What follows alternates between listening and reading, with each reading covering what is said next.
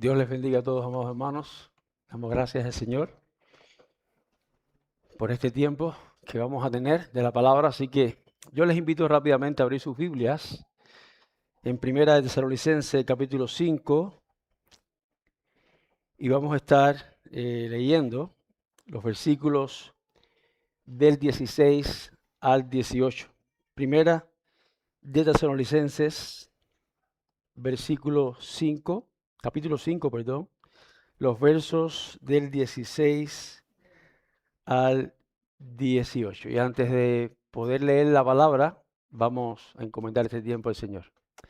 Padre, gracias por este tiempo, gracias por el privilegio que tú nos das aquí en España, en Vicálvaro, de poder escuchar tu palabra, de poder ser edificado por ella y por sobre todas las cosas, Padre, que ayudes a que podamos lidiar con esa oscuridad que todavía queda en nuestros interiores, en muchos lugares de nuestra vida, que puedan ser conquistados en esta hora por el poder de tu palabra a medio del Evangelio, a través de tu Espíritu. Ayúdanos, porque necesitamos de ti, de tu auxiliación, de tu cuidado y escuchar tu voz, por la cual hiciste el universo y sustentas todas las cosas por su poder. En el nombre de Jesús oramos. Amén. Este texto que vamos a estar exponiendo en esta mañana podríamos considerarlo como el ABC de la vida cristiana.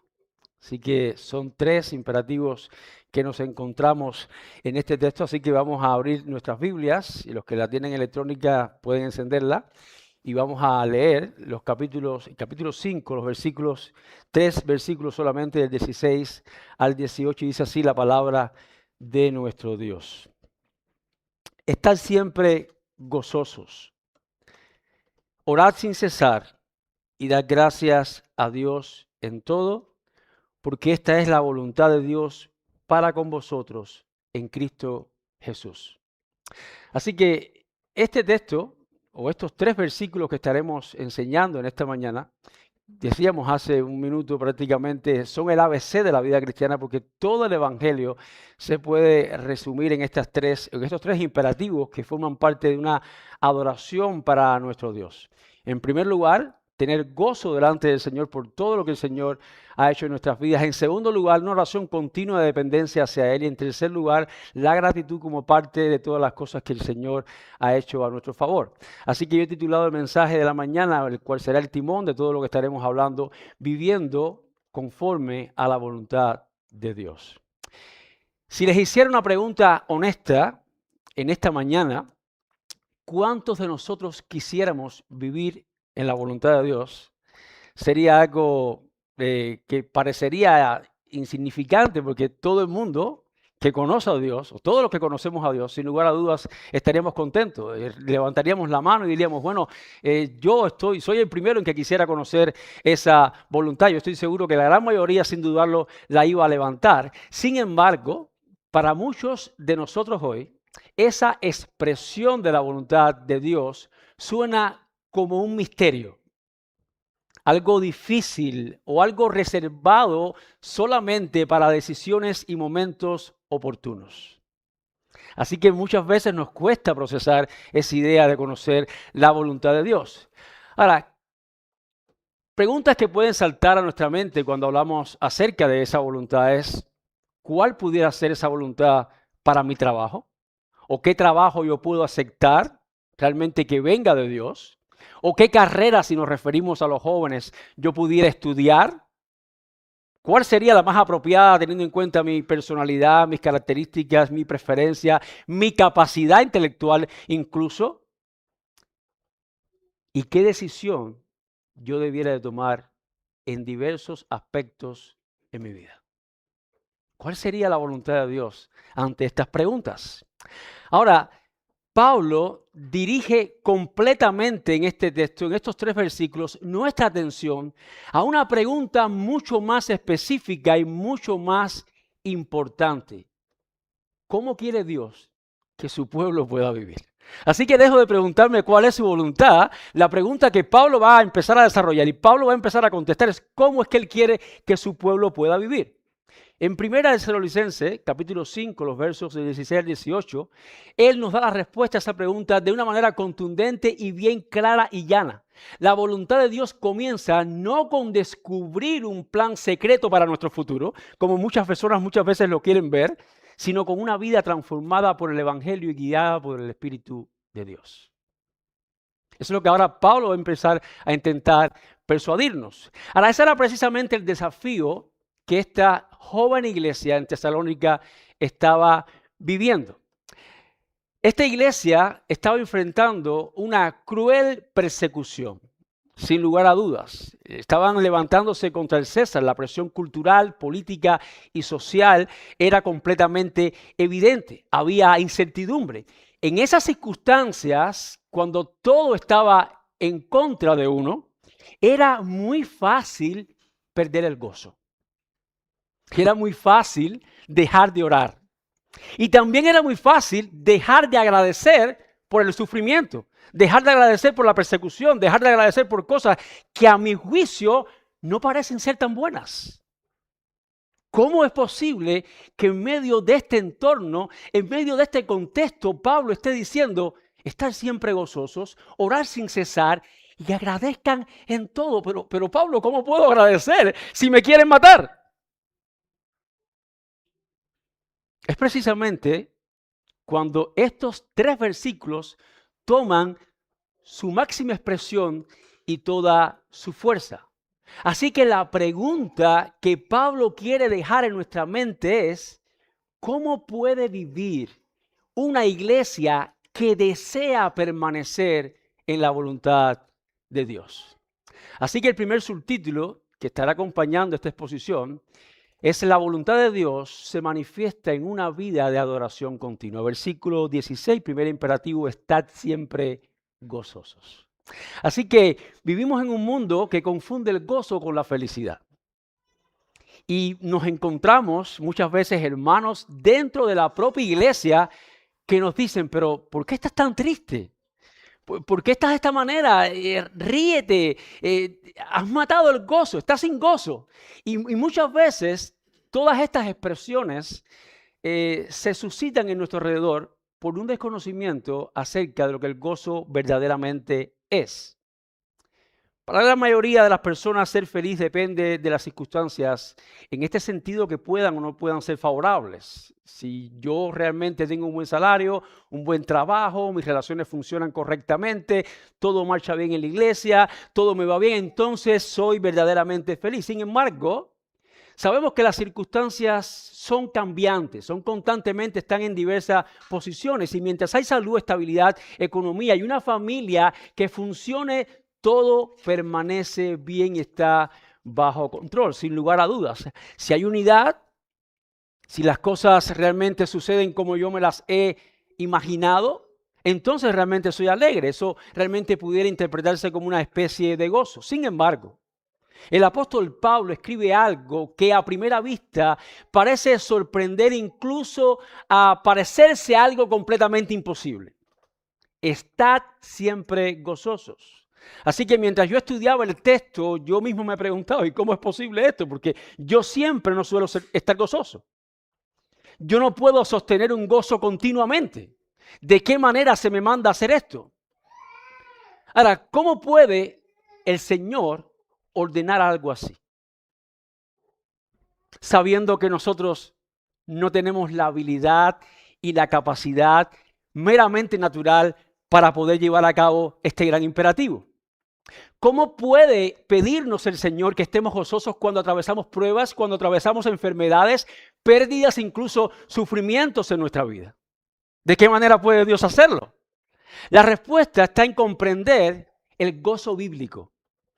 ¿Qué es lo que el Señor entiende y quiere que la iglesia aprenda por lo que el gozo es de una manera bíblica? En otras palabras, el gozo en los términos del Señor. ¿Qué significa eso? Así que para poder entender este imperativo que Pablo se nos empieza a dar en este texto, sería bueno definir qué significa el gozo bíblico. Y de tantas definiciones que pudieran existir, yo me he quedado con esta un poco más escueta, sencilla, llana, fácil de recordar y quiero enseñárselas. El gozo no es felicidad, porque la felicidad depende de las cosas que nos suceden. Por otro lado, la alegría es la emoción que experimentamos cuando algo ocurre agradable en nuestras vidas. Sentimos alegría, sentimos contentamiento porque es algo agradable. Ahora, alguien definió el gozo de esta manera y dice así, el gozo, escuchen esto, el gozo cristiano depende de quién es el Señor. Y, conjunción, ojo, de mi relación con Él. Así que yo quiero que tú abraces esta definición, porque no depende de mis circunstancias, no depende de cómo yo me esté sintiendo, sino depende de la cosmovisión que yo pueda tener acerca de quién es el Dios que yo adoro y cuál es mi relación con este Dios. Así que teniendo en cuenta esta escueta, sencilla y llana definición, ahora podemos entender qué es lo que se nos está mandando a hacer. El gozo bíblico no consiste en fingir en nuestra vida que todo marcha bien, que no existen problemas. No, ni tan siquiera pretende enseñar que tiene que haber una sonrisa permanente en la vida de un cristiano. No, eso no significa el gozo bíblico. Hay dolor, hay tristeza, hay llanto, hay debilidad, hay fragilidad. Pero el gozo cristiano, es la satisfacción profunda del corazón que encuentra su mayor bien en el Señor. Es la persona que sabe que en quien ha creído, quien lo ha salvado, es la razón de su existencia. No hay circunstancia cambiante, no hay nada que pueda afectar esta emoción. Es una convicción profunda del corazón del cristiano, donde es inamovible. Eso es sentir gozo. Esa es la razón por la que el gozo puede coexistir sin lugar a dudas con el sufrimiento, porque su fuente no está en las circunstancias, sino en la presencia del Dios que lo sostiene. Puede habitar con el dolor, puede habitar con la soledad. Eso es específicamente gozo. ¿Por qué puede el creyente entonces estar siempre gozoso? Sería la pregunta que cabría la pena preguntarnos. ¿Es posible que un cristiano, que un creyente pueda estar completamente siempre gozoso? Yo quiero darte al menos 3 razones que la propia Biblia enseña de que eso es posible y parte de esas razones he tratado de buscarlas dentro del propio libro de Tesalonicenses. Sí, con la intención de tratar de salirme lo menos posible de este libro, porque si el apóstol Pablo está intentando enseñar la importancia de estos imperativos en su propia teología del libro de Tesalonicenses, él también da algunos quizás deslumbres de cómo puede ser posible eso. En primer lugar, porque Dios nos ha salvado por medio de Jesucristo. Así que nota la fuerza del tercer imperativo, que aún no hemos llegado ahí, es dar gracias siempre a Dios, porque esta es la voluntad de Dios. No termina ahí. En Cristo Jesús. Sí, no es experimentar un gozo fuera del Señor. No es ser fuerte por mi propia fuerza, porque yo no soy la fuente del gozo. Yo no soy la fuente de la gratitud, todo lo contrario. Yo no soy la fuente de la interrumpida manera de orar. No, Dios es la fuente de todas estas virtudes y todas estas disciplinas que Él nos manda hacer. Es en el Señor por el que somos atendidos. Es en el Señor donde radica nuestra verdadera fuerza. Es en el Señor donde podemos librar batallas inimaginables. Es en Cristo Jesús, como dice el apóstol Pablo. En Primera de Tesalonicenses, en el propio capítulo 5, los versos del 9 al 10 ya predicado en nuestra iglesia, escucha lo que Pablo dice. Porque no nos ha puesto Dios para ira, no nos ha puesto Dios para juzgar a nadie, sino para alcanzar salvación por medio de nuestro Señor Jesucristo. Así que Dios quiere que podamos alcanzar salvación por medio de Él, por estar en Él. El propio profeta Isaías en el Antiguo Testamento, en el capítulo 61 de su libro, versículo 10, dice lo siguiente.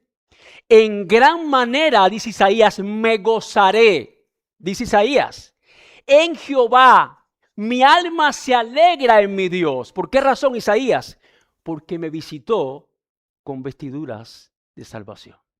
Es un texto meramente profético porque está indicando acerca de la gran realidad que vendría a nuestras vidas, el Mesías encarnado que traería provisión para su pueblo y los vestiría con la justicia divina de Dios. En un momento dado, en Lucas capítulo 10, los apóstoles quizás con su inmadurez, a lo mejor eran carismáticos, yo no lo sé, pero ellos realmente en ese momento estaban muy afanados con el tema de, ¿y si los demonios se sujetarán en mi nombre y echaremos fuera demonios? ¿Cómo lo haremos? ¿Con qué autoridad? Y Jesús se le vira y le dice, no se regocijen en que los demonios se sujetan en su nombre. Esa no es la manera de sentir gozo, esa no es la razón por la que ustedes deben de sentir gozo. Regocíjense porque sus nombres están escritos en los cielos. Esa es la razón por la que ustedes se deben de regocijar, porque Dios los ha salvado y su nombre está en los cielos. Esa es la razón por la que debe haber gozo en nuestras vidas. La segunda razón es porque podemos estar gozosos porque Dios no cambia y sus promesas permanecen para siempre. Es un Dios incambiable, es un Dios que no se decepciona, solamente se deshonra. Es un Dios que hoy no decide hacer algo por ti y mañana se arrepiente cuando tú caes, porque es inmutable. Es el Dios que decidió desde la eternidad salvarte y tu pecado no puede hacerlo cambiar. Porque es una decisión que tiene que ver con su carácter, tiene que ver con su poder. El libro de Malaquías, capítulo 3, versículo 6, él dice, porque yo Jehová no cambio. Soy inmutable. No hay sombra de variación alguna en mí, dice Santiago. Es el Dios que sus promesas son en el sí y en el amén. No se retracta, no se decepciona, no cambia de opinión. Y eso me hace sentir gozo. Cuando caigo, cuando peco, cuando me confundo, cuando me equivoco, porque sé que el Dios que me sostiene no cambia.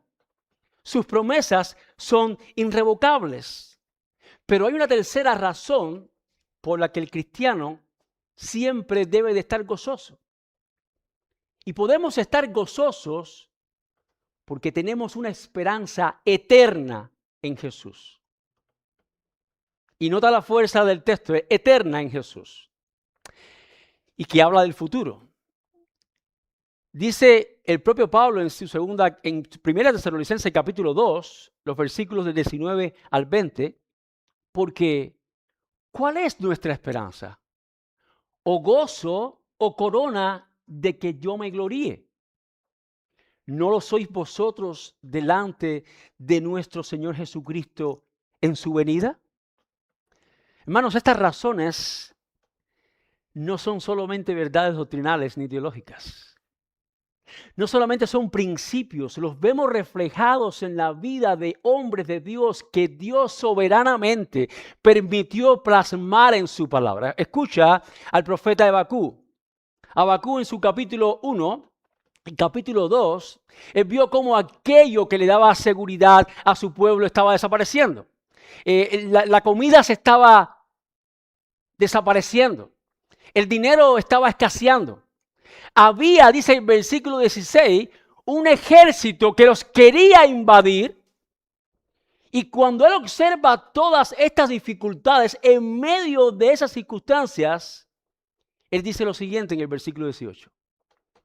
Aunque la higuera no florezca, aunque todo se desaparezca, yo con todo me alegraré. Algunas versiones más textuales dicen, me gozaré en el Dios de mi salvación. ¿Te das cuenta cómo el gozo, estos ejemplos bíblicos, demuestran que no depende de las circunstancias? Depende de una convicción profunda en el Dios que se ha creído. Pero no solamente Habacuc. El apóstol Pablo, escribiendo esta carta, escribiendo las 4 cartas de la cautividad, no se encontraba en un resort.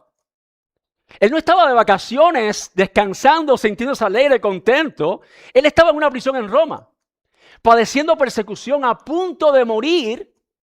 Y él le escribe a los filipenses en el capítulo 4, versículo 4, regocijaos siempre en el Señor, digo una vez más, regocijaos. Así que hay un motivo para alegrarse, para estar contento, donde hay algo en el corazón de un cristiano que las circunstancias no pueden tocar y las circunstancias no pueden quitar.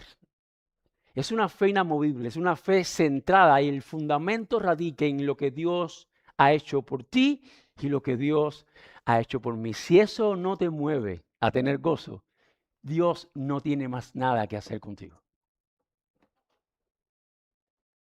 No hay otra cosa que Dios pueda hacer para sacudirte y enseñarte dónde radica el verdadero gozo de un cristiano.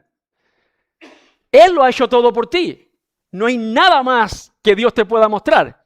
Y por si pareciera poco lo que Habacuc nos registra, los ejemplos de estas personas, o el apóstol Pablo, nota ahora el ejemplo supremo de nuestro Señor y bendito Salvador Jesucristo. Escucha lo que él dice en Marcos capítulo 14, versículo 34. Esta es la confesión clásica que él hace en Getsemaní. Mi alma está muy triste hasta la muerte. Nota la falta de alegría del Señor. Nota la falta de felicidad del Señor. Mira la tristeza que Cristo tenía.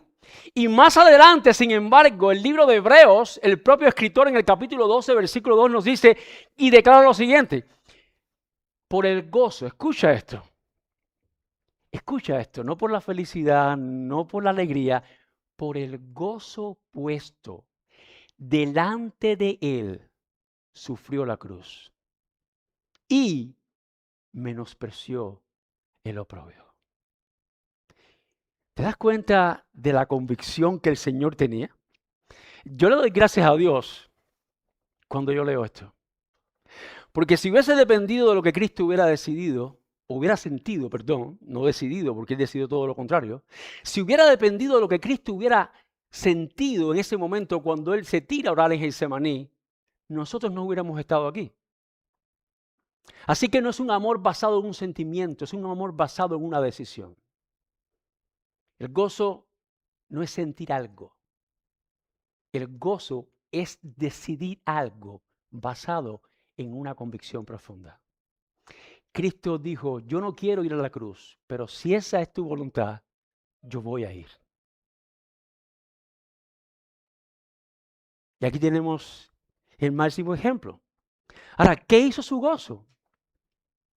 Ese gozo consistía en obedecer a su Padre, por sobre todas las cosas, por sobre todas las circunstancias, porque obedeciendo al Padre, Él pudo vencer el pecado, Él pudo vencer la muerte y pudo hacer posible nuestra salvación, nuestro acceso a Dios. Ahora somos aceptados en Él, por el gozo puesto delante de Jesús.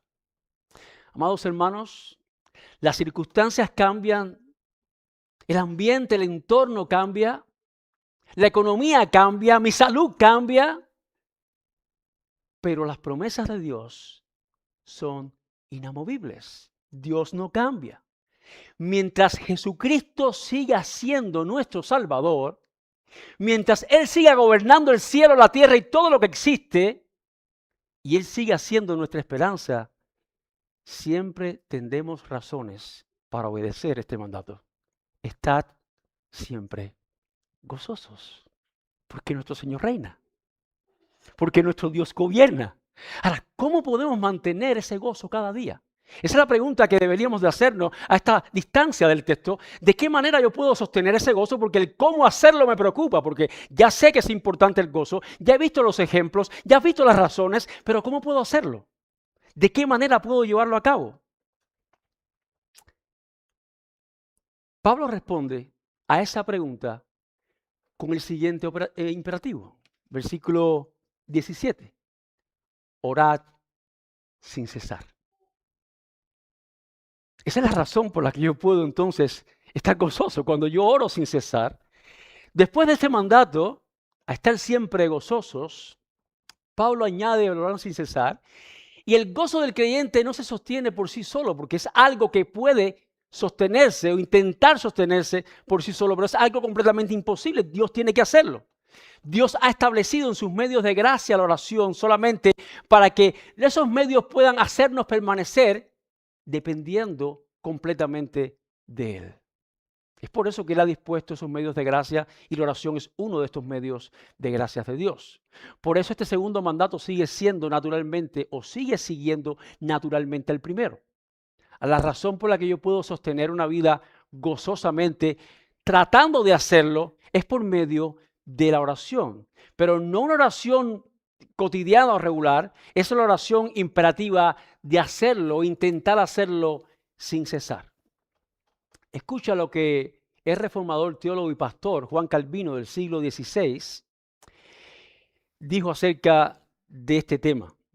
Orar sin cesar, dice Calvino, no significa vivir de rodillas las 24 horas del día.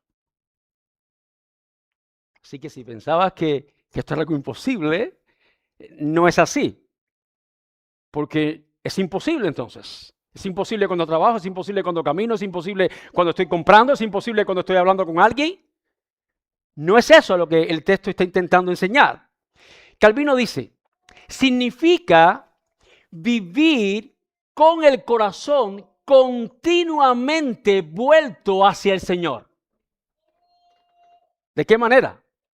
Es hacer de la adoración, escucha, un ambiente y no solamente un momento.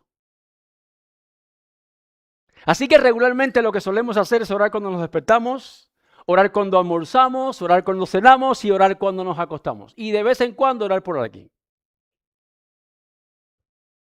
Pero lo que está intentando enseñar Calvino es que la oración sin cesar no implica estar hablando las 24 horas del día. Significa depender de Dios las 24 horas del día. ¿De qué manera? Cuando llegas a tu trabajo, pararte delante de Él antes de comenzar tu labor y decirle, Señor, adiestra mis manos, en mi caso, adiestra mi mente, ayúdame y dame sabiduría para hacer bien mi labor. Es tener en cuenta que lo que vas a hacer ahora, estás contando con Él. Porque la fortaleza, la habilidad para poder hacerlo está en Él. Significa que cuando enfrentas una tentación en el diario vivir, cualquiera que ésta pueda ser, porque tenemos tentaciones diferentes, yo pueda clamar al Señor en ese momento y decir, Padre, fortaléceme ante esta tentación. Eso es orar sin cesar. Es cuando recibimos una llamada difícil, cuando alguien nos contesta de una manera inapropiada que no nos gusta y le oramos a Dios y le decimos, Señor, ayúdame a responder ante esto con gracia. Dame esa sabiduría. Eso significa orar sin cesar. ¿Nota la diferencia? No estoy pronunciando oraciones cada segundo del día, pero tampoco vivo un solo momento de mi vida desconectado con mi Dios. Eso es orar sin cesar. Ahora, ¿por qué entonces? ¿Cuál es la razón, después de haber definido cómo funciona, en la que debemos orar sin cesar? En primer lugar, porque la oración expresa nuestra dependencia al Señor. Por eso se nos manda orar sin cesar. Ella muestra la dependencia que tenemos de Dios. Necesitamos su sabiduría, necesitamos su poder, necesitamos su gracia. Así lo dice Juan en su capítulo 15, versículo 5. Separado de mí, ustedes nada podéis hacer. Bueno, el Señor no está diciendo que tú no puedas hablar, que tú no puedas caminar, que tú no puedas abrazar, que tú no puedas trabajar. Es que no vas a poder hacer esto de una manera óptima sin mi ayuda. Porque nadie puede tener sabiduría, nadie puede tener un verdadero poder espiritual, nadie puede ser inundado de gracia si no permanece en mí. Son virtudes que emanan de una sola fuente y esa fuente es el Señor. En tercer lugar, podemos orar sin cesar porque Él nos sostiene en la prueba y en la tentación. Esa es otra razón formidable para yo poder entender que yo debo orar sin cesar. La oración no siempre va a eliminar las pruebas, pero siempre me va a permitir poder enfrentarlas con el poder de sus fuerzas. Así es como comienza Pablo escribiendo a los Efesios, fortaleceos en el Señor en el capítulo 6. no en tus fuerzas, no en las mías, y en el poder de su fuerza. ¿Sabes por qué? Porque no tenemos ninguna. Y en 1 Samuel, capítulo 2, versículo 30, Ana, al 31, haciendo una oración, ella dice, porque un principio elemental que debemos entender, porque nadie en esta vida será fuerte por su propia fuerza.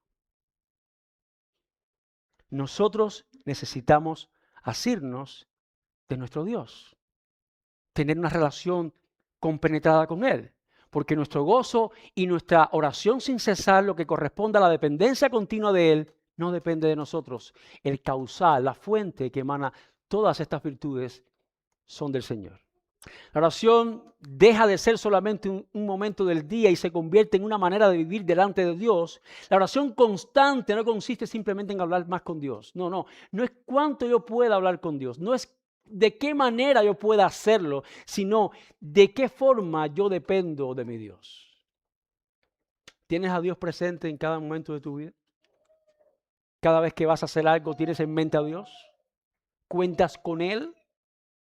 Porque muchas veces creemos en la soberanía de Dios y apelamos a su gracia, pero simplemente son conceptos que están en nuestra mente de forma teórica, pero no se pueden ver funcionalmente en nuestra vida. Así que Dios te pide no solamente una teología teórica, sino que tu teología sea funcional, no será solamente un mero concepto. Una vida de oración constante no consiste en repetir palabras todo el tiempo. Eso no es la idea, no es quien más habla, no es quien más bonito. Hay veces que hay personas que van a la iglesia, y no me estoy refiriendo a nadie en particular, esto sucede en todas las iglesias, con deseos de ser escuchados. Es que oran tan poco que cuando llegan delante en público descargan una oración de media hora para dar la sensación de que son más escuchados, de que son más atendidos, de sentirse satisfechos y matar esa insatisfacción que a solas con el Señor no pueden tener. No somos más escuchados porque hablamos más. Somos más atendidos porque dependemos más. Y somos más atendidos porque estamos en el afecto amado, en Jesús.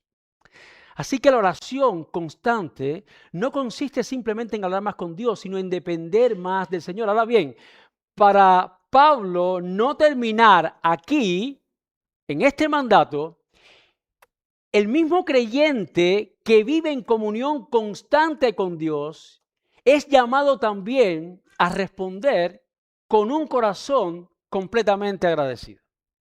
¿De qué manera? Pablo señala el tercer mandato y él dice, dad gracias en todo.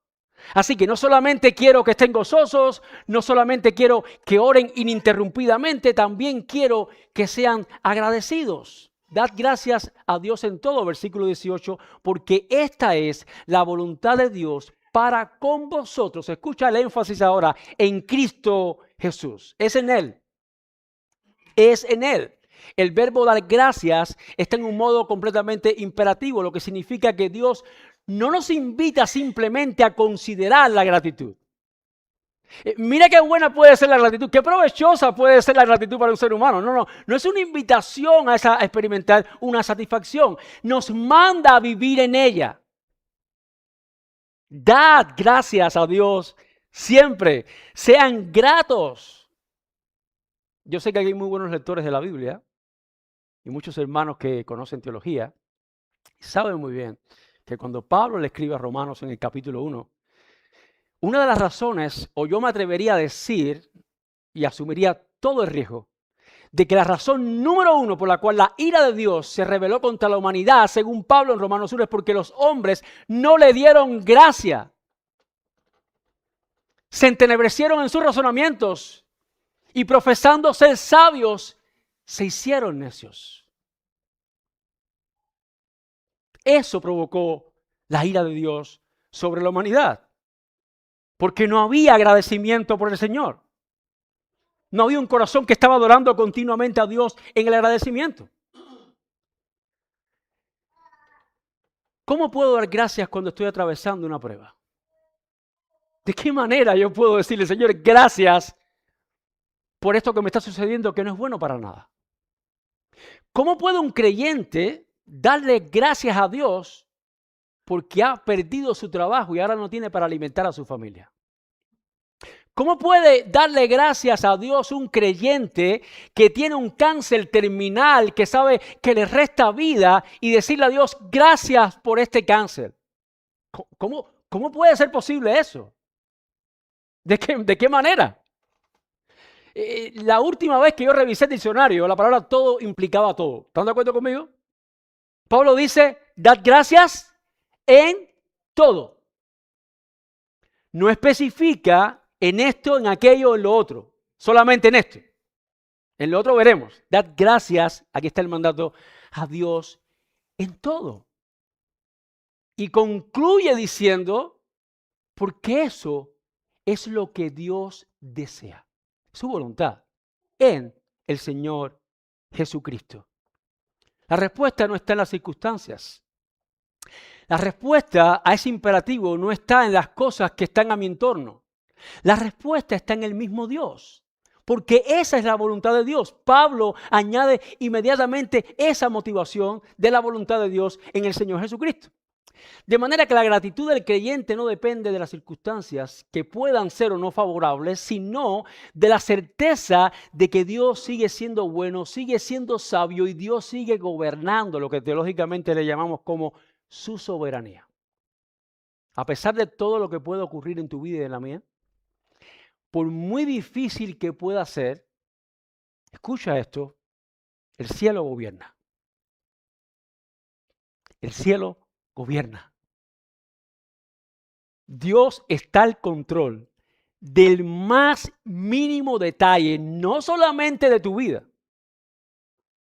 está al más mínimo detalle de todo lo que se mueve en el universo ordenado y creado por Él. ¿Acaso no hay razones para agradecer? Alguien dijo una vez, si aún todavía no tienes lo que tú deseas, todavía tienes mucho más de lo que tú mereces. Hay infinitas razones para darle gracias a nuestro Dios. Infinitas razones. Por eso podemos dar gracias en todas circunstancias, porque sabemos que Dios continúa gobernando todas las cosas, todas las circunstancias en nuestra vida y todo lo que tenemos, tanto bienes materiales, talentos, habilidades, todo proviene de Él. Escucha Pablo, el propio apóstol Pablo en 1 Corintios, en el capítulo 4, versículo 7, le dice a los corintios, aquellos que estaban quizás enorgullecidos por los talentos y los dones espirituales que tenían, todos conocemos la discrepancia y el litigio interno que había en esa congregación respecto a los dones. ¿De qué te glorías? Como si lo que tú tuvieses no se te hubiese dado. Pablo está diciendo, ¿acaso lo que tú eres, acaso lo que tú posees, acaso lo que tú haces no ha sido una dádiva de Dios? En otras palabras, tú no eres lo que eres por ti, a ti te han hecho lo que eres. ¿De qué te glorías? Así que es innumerables las razones que tenemos para darle gracias a Dios. Ahora, sería también bueno, para ir ya finalizando este mandato, definir lo que la gratitud es. ¿Qué es en esencia la gratitud? Alguien dijo también que la gratitud es la respuesta de un corazón que confía en que Dios sigue siendo bueno, sigue siendo sabio y soberano, también en todas las circunstancias de nuestra vida. Así que la bondad de Dios no tiene que ver porque un hermano me ayudó esta semana. Dios es bueno. Es como solemos hacer. Así que no tiene que ver porque conseguí el trabajo que tanto estaba deseando y de 10 personas yo fui el elegido. Dios es bueno. Tampoco tiene que ver porque las cosas están funcionando en la semana como yo me las he concebido en mi mente. Todo está favorable, todo fluye. El metro llegó temprano, la guagua pasó en su justo horario. Dios es bueno. Dios es bueno aunque esas cosas no sucedan. Porque la bondad de Dios no tiene que ver con mis circunstancias. Tiene que ver con su carácter moral. Tiene que ver con su esencia. Y eso me debe de llenar de gozo a mí. Eso debe de recapitular mi definición acerca de la gratitud, de las razones por las cuales yo le puedo dar gracias a Dios. Es la razón por la que te puedes encontrar un hombre enfermo con una enfermedad terminal a punto de morir y decir, gracias Señor, porque para algo mi vida sirvió y me has llamado. Esta persona tiene una elevada y profunda interpretación de lo que la soberanía de Dios es y por eso él puede dar gracias en las peores circunstancias de su vida.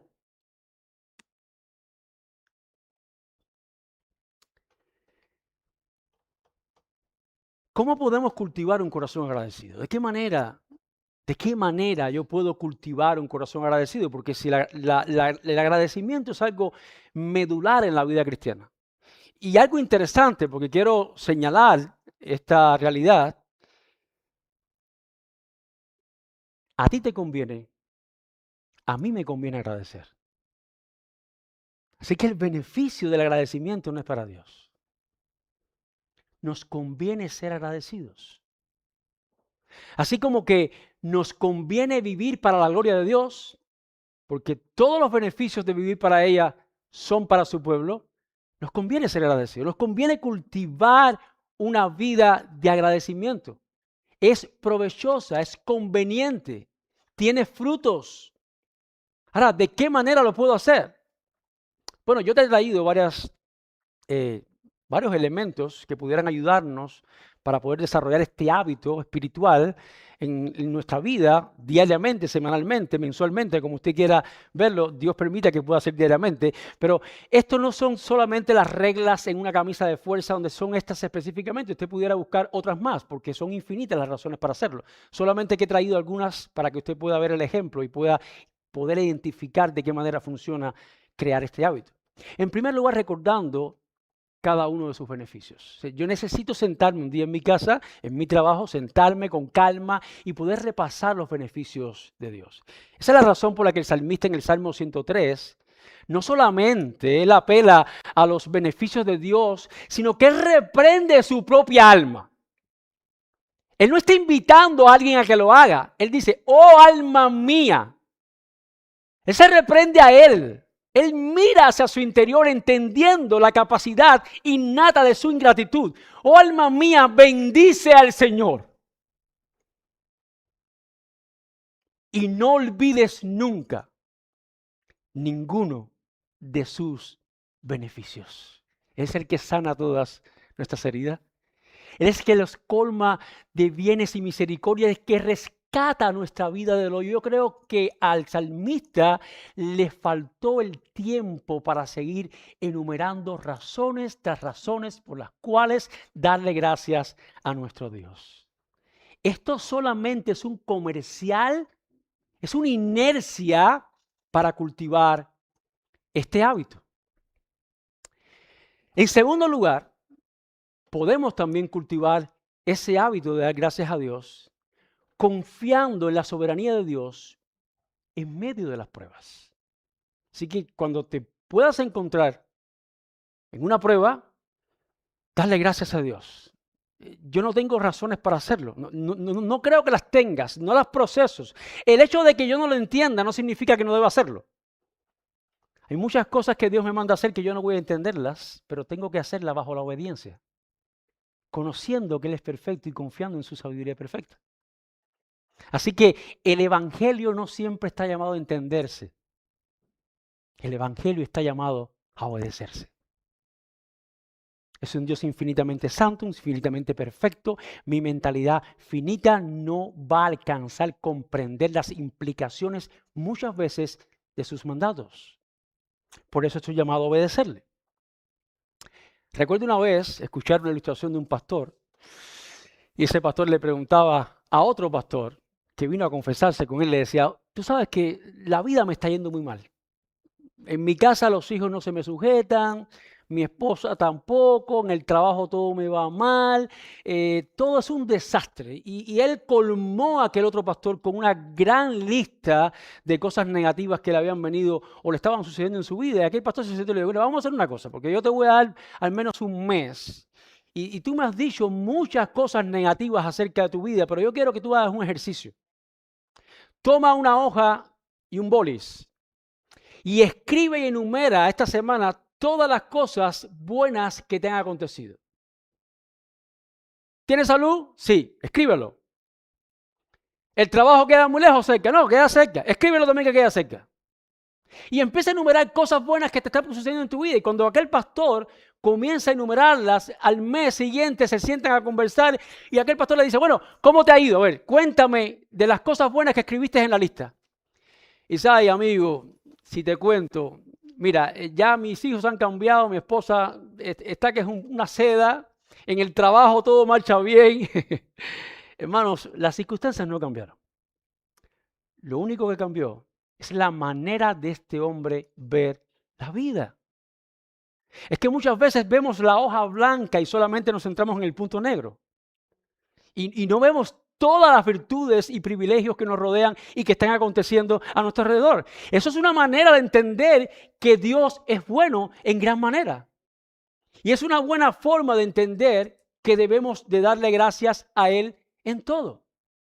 Y en tercer lugar, otra razón más por la que debemos estar agradecidos con nuestro Dios, es porque el agradecimiento reemplaza al espíritu de murmuración por la gratitud.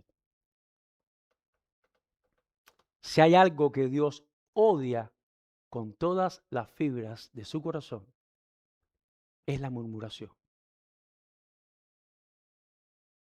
Israel murmuró contra el Señor. Miriam, Aarón, murmuraron contra el Señor. Y todos conocen lo que le vino a estas personas. Muchas veces murmuramos contra el Señor porque la murmuración descansa en el descontentamiento.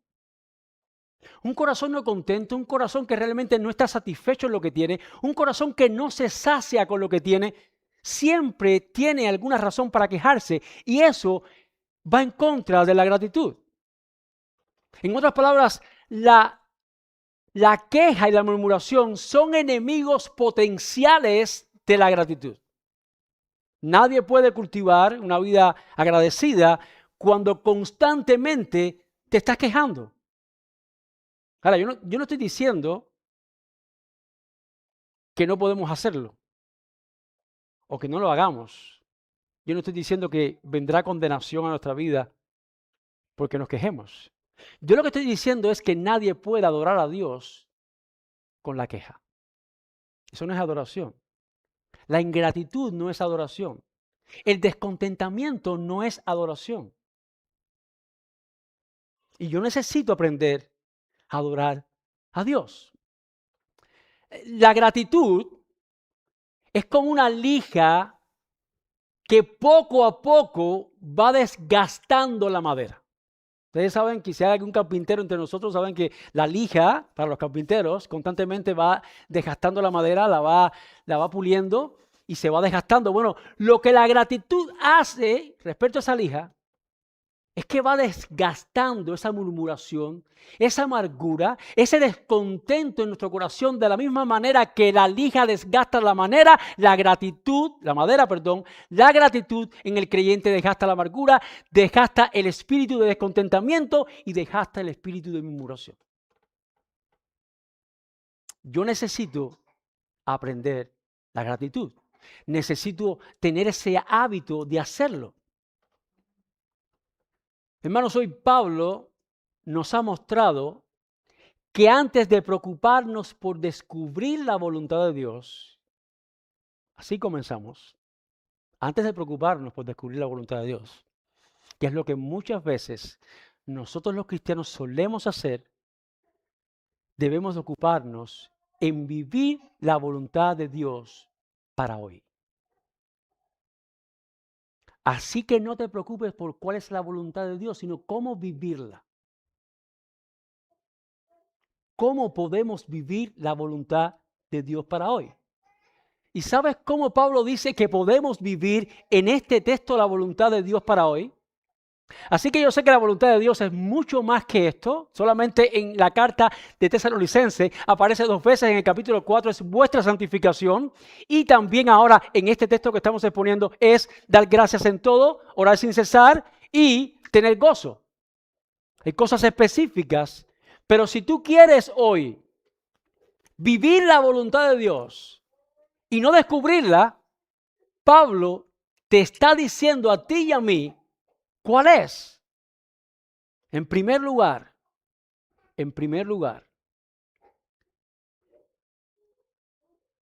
tened gozo siempre. Intenta hacerlo. Proponte hacerlo. Ahora recuerda que ese gozo no tiene que ver con alegría ni con felicidad. Tiene que ver con contentamiento, con aceptación. Tiene que ver con razones para poder entender que las circunstancias no tienen el poder de entristecerte hasta la muerte. Por eso Pablo y Silas pudieron estar encarcelados en Filipo, siendo azotados, siendo encadenados, a punto de morir y cantar con salmos. Por eso pudieron hacerlo. Por eso Nehemías en el capítulo 2, versículo 10, dice, el gozo del Señor es nuestra fortaleza. No dice nuestra alegría, no dice nuestra felicidad, es nuestra fortaleza. Porque esa convicción profunda anclada en el corazón de un creyente lo hace inamovible ante cualquier circunstancia. Orar sin cesar. Esa es la voluntad de Dios para ti hoy y para mí. Para vivirla, no para descubrirla. Es que oremos confiando ininterrumpidamente en el Señor. Que no que hablemos más con Dios, sino que en cada cosa que vayas a hacer, dependas de Él. Cuentes con Él. Lo tengas a Él presente. Y que también puedas ser agradecido. Hermanos, para concluir, quizás al escuchar este mensaje, algunos piensen, yo no puedo vivir así. Es imposible. Todo lo que usted me ha dicho, hermano, tiene toda la razón, pero es imposible vivir así. Me has dejado desanimado, me has dejado sin esperanza. Y tienes toda la razón para sentirlo. Pero yo no te quiero dejar sin esperanza, yo quiero dejarte con la esperanza.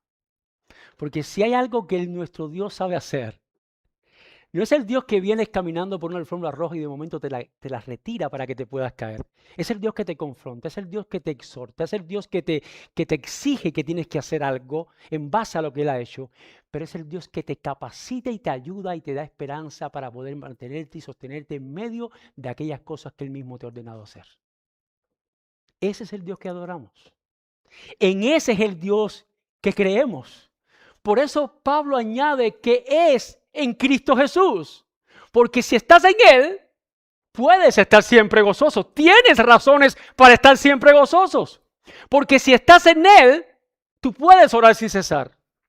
Tú puedes depender continuamente del Señor. ¿Por qué? Porque si estás en Él, tú puedes ser un hombre y una mujer también agradecida. Tú puedes dar gracias a Dios en todo porque tú estás en el Señor. Solo en Cristo encontramos el perdón por nuestras faltas y el poder para vivir conforme a la voluntad de Dios. Solo en Él. Solamente en Él. Ahora, ¿estamos dispuestos a vivir esa voluntad? ¿Tú estás dispuesto a vivir esa voluntad hoy? ¿Tú estás convencido que vale la pena? ¿Me caracteriza el gozo o me caracteriza la queja? Serían preguntas con las cuales yo debería de salir hoy aquí con una manera reflexiva para poder actuar y tomar una resolución en mi vida. La oración o la autodependencia o suficiencia de mí mismo. ¿Qué te caracteriza? Lo que tú sabes hacer, lo que tú puedes hacer o la dependencia de Dios. ¿Qué caracteriza tu vida? La gratitud o la murmuración. ¿Qué la caracteriza?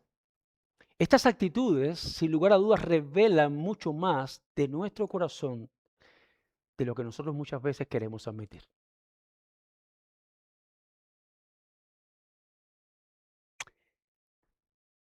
Si hay alguna persona en este momento que no conoce al Señor, que su corazón no está en Él todavía y no has confiado en Cristo, este pasaje también es para ti. ¿Por qué razón? Porque Dios no solo quiere cambiar tu conducta. No, no es un problema de cambiar mi conducta. No es un problema de hablar bajito. No es un problema de ser más amoroso. No es un problema de hablar y cambiar lo externo, mi apariencia física delante de los demás. No, no es un problema de eso. Dios quiere cambiar tu corazón. ¿Por qué razón? Porque de la abundancia de Él es que tú vas a hablar. Así que nadie puede decir algo, sentir algo diferente si su corazón no ha sido completamente cambiado. Y esa transformación que muchos deseamos y que Dios espera de cada uno de nosotros, comienza cuando tú vienes a Jesucristo en arrepentimiento y fe. No arrepintiéndote de un solo pecado, sino de toda tu forma de vivir. Señor, nada en mi vida sirve, porque aún lo mejor que puedo hacer, no lo hago para ti, lo hago para mí. Yo necesito arrepentirme hasta de mis mejores obras. Yo necesito venir a Él en arrepentimiento y fe. Solo Jesús puede darte una vida que pueda vivirse conforme a la voluntad de Dios. Que Dios pueda bendecir su palabra en nuestra mente, en nuestro corazón y en nuestra congregación. Vamos a orar. Señor, gracias. Gracias por el privilegio de poder escucharte, de poder entenderte, de tener la gracia de que tu palabra nos enseña a vivir conforme a tu voluntad. Señor, mira cuántos jóvenes, ancianos, personas dolidas con trasfondos disfuncionales, estamos hoy aquí presentes, lidiando con nuestra horrible, pecaminosa manera de vivir.